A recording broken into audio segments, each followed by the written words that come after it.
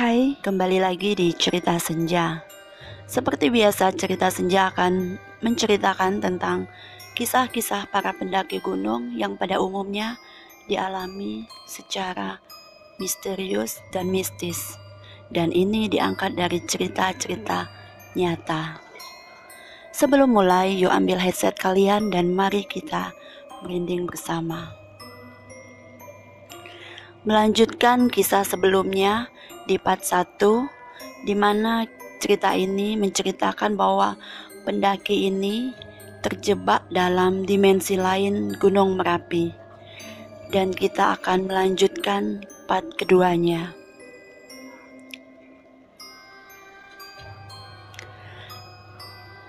Saat tidur, aku tidur di tengah sementara Ali dan Kosim di pojok kanan kiri dalam tenda. Ed, bangun Ed. Kamu dengar gak dari tadi? Tanya Ali yang tiba-tiba membangunkanku. Ada apa sih, Li?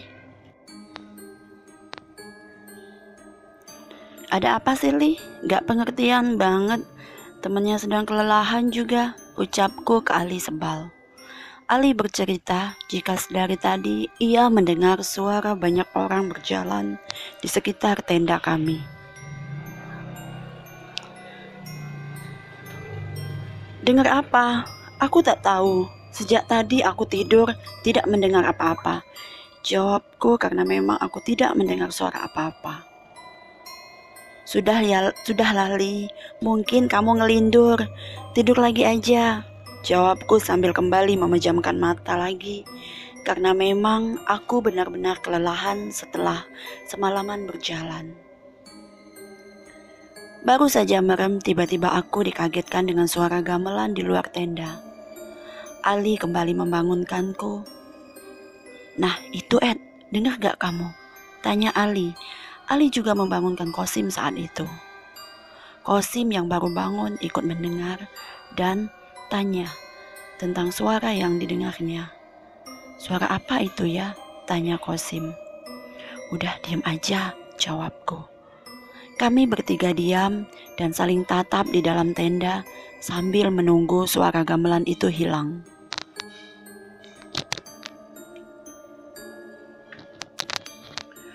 Dan bukannya hilang, malah kami tambah dikagetkan dengan suara lain lagi. Kami mendengar suara langkah kuda seperti delman dengan suara gantungan kerincingannya yang khas, dan bebarengan dengan itu tiba-tiba keadaan di luar tenda berubah menjadi ramai seperti pasar. Suara ramai orang-orang sangat jelas kami bertiga dengarkan dari dalam tenda. Lagi-lagi kami masih dalam diam dan saling menatap. Saat itu aku teringat dengan pesan Pak Gun saat di awal pendakian tadi. Pesannya yang berisi, jika aku menemukan pasar di atas, aku harus membeli salah satu barangnya di sana. Aku yang bingung akhirnya menceritakan pesan Pak Gun ini kepada Ali dan Kosim. Li, Sim, pas aku naik tadi, aku bertemu dengan bapak-bapak dan namanya Pak Gun.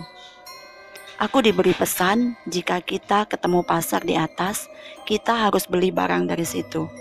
Kita harus membeli barang-barang di pasar itu, ucapku kepada mereka berdua.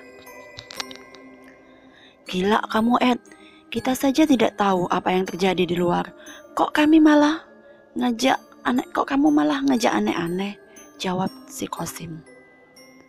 Lah gimana Sim, aku diberi pesan dari Pak Gun seperti itu, jawabku. Aku yang sudah pernah ke Merapi sebelumnya, baru kali ini mendapati kejadian aneh seperti ini.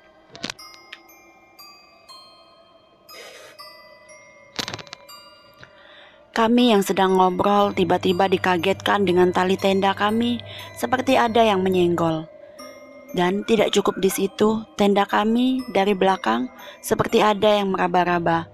Saat kami perhatikan, nampak jelas dari dalam tenda yang meraba itu adalah tangan, yang entah tangan siapa. Benar-benar tenda kami saat itu seperti berdiri di tengah keramaian. Aku harus menjalankan pesan dari Pak Gun agar semua ini cepat pergi. Dan aku memberanikan diri mengajak Ali dan Kosim keluar tenda untuk melihat apa yang sebenarnya terjadi. "Enggak, aku gak berani," jawab Kosim.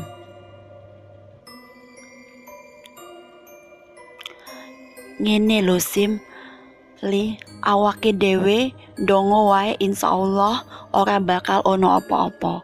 Iki nek awake dhewe ora metu,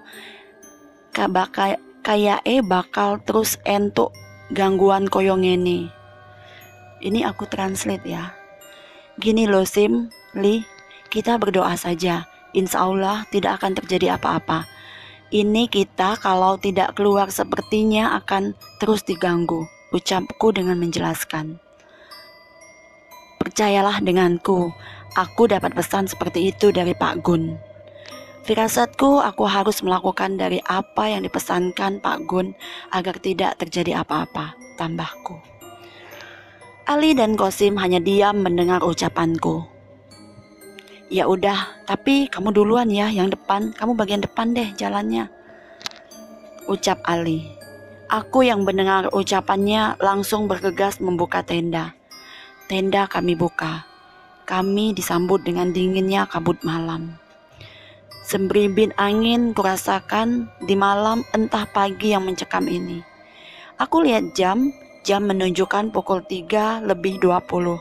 Artinya baru 1 jam yang lalu kami tidur. Akhirnya kami bertiga keluar tenda bersama-sama dengan membawa lampu senter yang kami bawa. "Ini aku gak mimpi. Ini tempat apa? Kok ada pasar di atas gunung seperti ini?"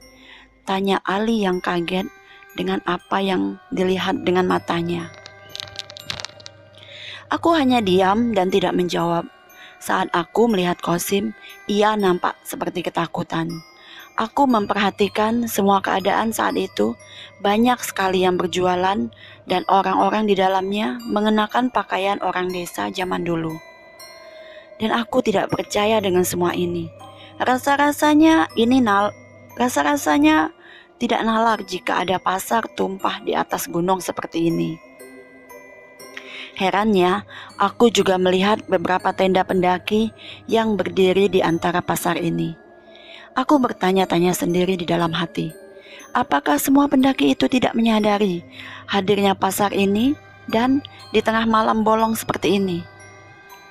Sudahlah, aku harus fokus menjalankan pesan Pak Gun dan dengan cepat dan langsung masuk ke dalam tenda lagi. Aku masih memperhatikan keadaan. Kali ini aku memperhatikan barang apa yang dijual di sini. Yang dijual semuanya normal selayaknya pasar yang ada di kota dan di desa-desa. Tapi pandanganku dialihkan dengan salah satu lapak yang dijaga seorang nenek-nenek. Di sana menjual daging segar. Saat kulihat seksama, nampak daging itu berbentuk tangan dan kaki, seperti kaki tangan manusia. Sontak aku beristighfar melihat itu. Tidak mungkin aku beli daging tangan. Aku tidak mungkin beli daging dagangan nenek itu. Dan aku memilih tujuan lapak mana yang akan aku hampiri dan kubeli. Di ujung pasar, aku melihat lapak penjual sembako. Aku memutuskan ke sana. Ikuti aku, ucapku kepada Ali dan Kosim. Bismillahirrahmanirrahim. Gusti Allah, Kang Maha Agung, lindungi kami semua. Pelan-pelan aku melangkah melewati tengah-tengah pasar situ. Kami bertiga saling diam tanpa mengeluarkan kata-kata. Aku perhatikan lagi lebih dekat orang-orang di sana. Wajah mereka pucat seperti wajah pendaki perempuan yang kutemui di atas pos 1 itu. Ali dan Edi masih mengikuti di belakangku. Akhirnya aku sampai di lapak yang aku tuju di situ. Yang jual anak laki-laki, ya jika diperkirakan usianya sekitar 12 tahun. "Beli apa, Mas?" tanya anak itu. Ia berbicara dengan nada lemas dan raut mukanya yang datar menyeramkan. Aku menelan ludahku sendiri saat melihatnya. Aku terus berdoa dalam hati. Aku melihat-lihat apa yang bisa aku beli di situ, dan mataku tertuju pada mie instan, air mineral, dan makanan lainnya.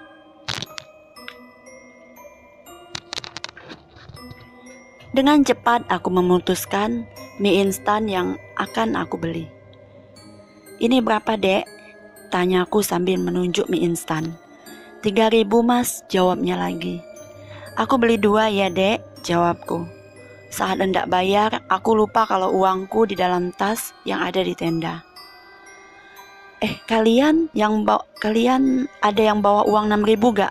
tanyaku ke Ali dan Kosim. Dan syukurlah Ali membawa uang yang langsung kuserahkan ke adik-adik penjualnya.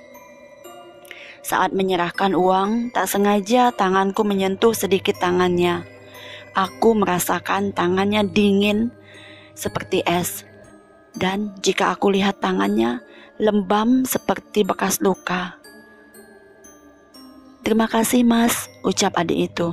Lagi-lagi dia mengucapkan dengan wajah seramnya itu. "Sama-sama, Dek," jawabku.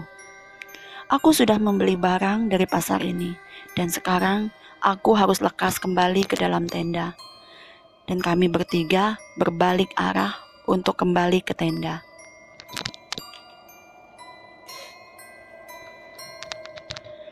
Kami bertiga terkejut. Banyak orang-orang di antara mereka yang memperhatikan kami bertiga. "Gimana ini nasib kita?" tanya Ali dengan ketakutan. "Doa kalian jangan putus. Sudah, ayo jalan aja, kita nunduk aja." Jadi ini jalannya nunduk kayak yang tata krama orang Jawa itu ya, jalan yang nunduk itu ya. Jika jalan di depan orang tua atau di depan orang tua yang kita hormati, jadi agak menunduk sedikit, maksudnya seperti itu ya di sini jalannya. Aku mulai melangkah, diikuti Ali dan Kosim, bersampingan di belakangku. Tak sedikit pun aku menoleh ke kanan dan ke kiri.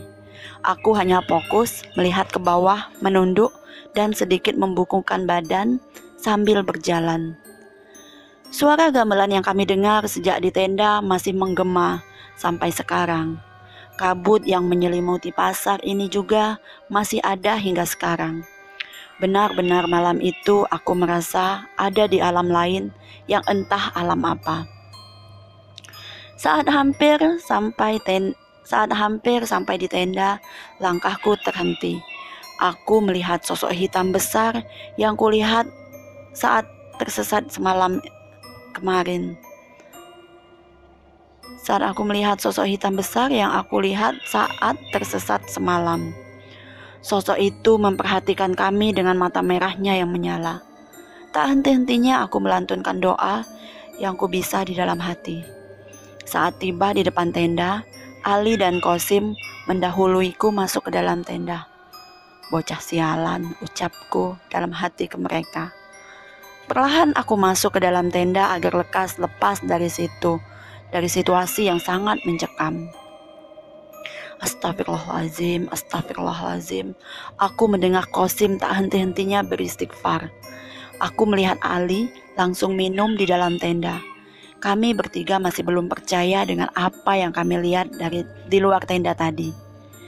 Mie instan yang kubeli barusan aku simpan di dalam tas dan kuberi tanda agar tak tertukar saat aku akan memasaknya pagi nanti.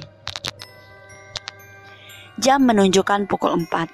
Suara gamelan dan gemuruh keramaian masih menyertai kami bertiga. Hingga akhirnya kami mendengar lantunan azan subuh yang mungkin dari pemukiman bawah. Perlahan suara gamelan dan suara gemuruh keramaian hilang.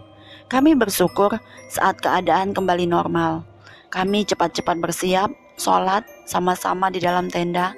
Setelah sholat, kami berusaha tidur lagi. Dalam tidurku, aku bermimpi didatangin seorang kakek-kakek memakai jubah putih. Disitulah ia mengatakan ingin menuntunku, dan ia berpesan dan memintaku lekas turun sebelum gelap tiba. Pukul 8 aku bangun. Aku lihat pintu tenda sudah terbuka. Ternyata Ali dan Kosim sedang masak di depan tenda. Pagi itu kami lewati selayaknya pendaki pada umumnya. "Sumit gak?" tanya Kosim. "Sudah, gak usah sumit, kita turun aja," ajakku. "Iya, turun aja ya Sim," jawab Ali yang juga minta turun. "Ya sudah, kita turun aja, firasatku tidak enak," ucap Kosim. Aku lega saat Ali dan Kosim satu suara denganku untuk langsung turun gunung setelah ini. Kami membuat susu hangat, masak mie instan, dan sosis pagi itu. Mie yang tadi beli gimana, Ed?" tanya Ali menanyakan mie instan yang kami beli di pasar tadi. "Gak usah dimasak, aku bawa turun aja. Aku takut ada apa-apa jika kita makannya," jawabku. Selesai makan, kami langsung packing bersiap turun. Aku lihat beberapa pendaki summit ke puncak dan ada yang hanya di tenda. Aku bingung dan menyimpan tanya dengan kejadian semalam. Apakah pendaki yang lain juga merasakan kejadian yang kami alami semalam? Sebelum turun gunung, kami bertiga berdoa bersama. Saat turun, aku paling depan, sementara Kosim di paling belakang dan Ali di tengah. Kami turun dengan sangat hati-hati setelah banyak hal-hal yang terjadi menimpa kami. Dan semua kembali normal. Rasa-rasanya setelah kejadian semalam, sejak aku yang disesatkan hingga kejadian pasar semalam, aku menjadi peka dengan keberadaan makhluk gaib di sekitarku. Saat memasuki pos 1, kami disambut dengan bau busuk hingga Kosim hampir muntah karena saking busuknya bau itu. "Bau apa ini?" tanya Ali. Aku coba cek keadaan sekitar, ternyata ada setan berkuncung yang berdiri di antara semak-semak siang-siang bolong ini. "Hati-hati, lihat itu ada pocong berdiri di sana, pantas aja bau gini," ucapku sambil menunjuk ke arah semak-semak. Wajahnya hitam gosong, ada nanah mengalir di sekitar wajahnya. Aneh sekali ada setan siang-siang seperti ini. "Oh iya, lupa. Aku turun gunung tadi jam 10.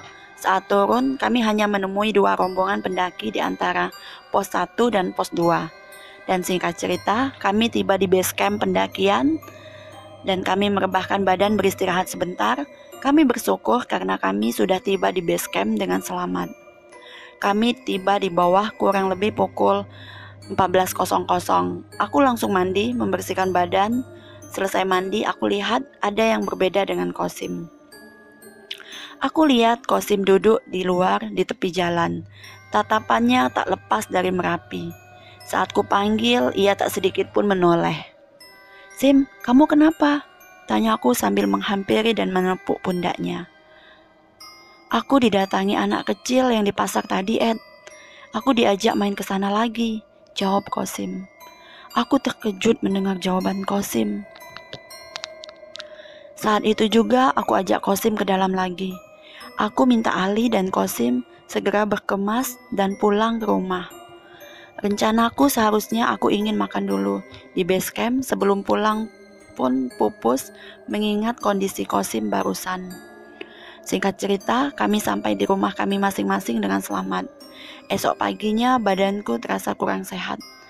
Seluruh badanku panas. Aku demam tinggi dan muntah-muntah.